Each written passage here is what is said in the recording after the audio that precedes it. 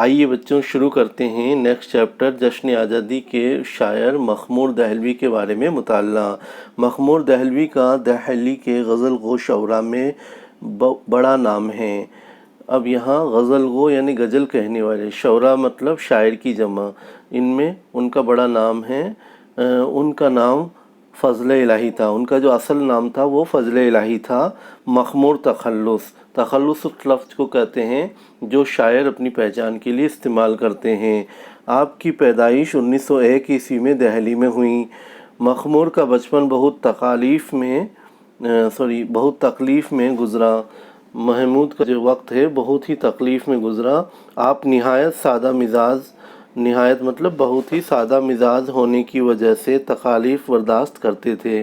اب یہاں تکالیف لفظ آیا ہے جو کہ تکلیف کی جمع ہے۔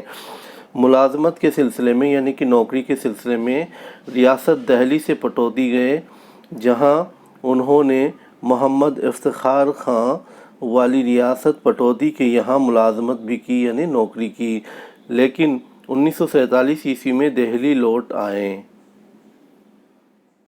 مخمور نے غزل کے میدان میں خوب طبع آزمائی کی۔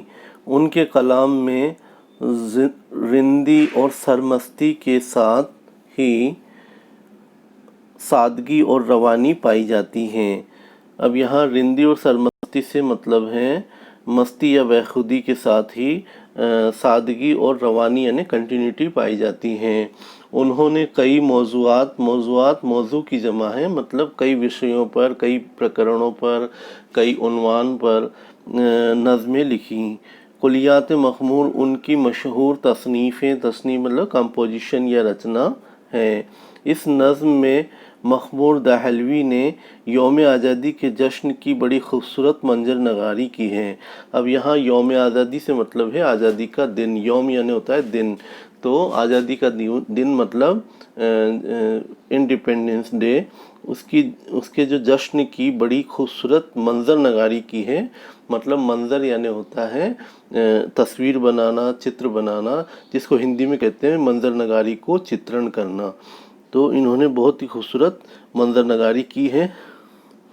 ملک آزاد ہونے سے ہر طرف خوشی کا ماحول ہے اور نا امیدی اور دکھ کا زمانہ بیت گیا مطلب گزر گیا ہے۔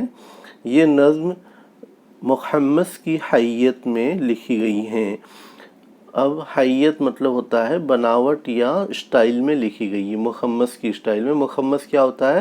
آگے دیا ہوا ہے کہ 5 مصروں کے بند کی نظم کو مخمس کہتے ہیں۔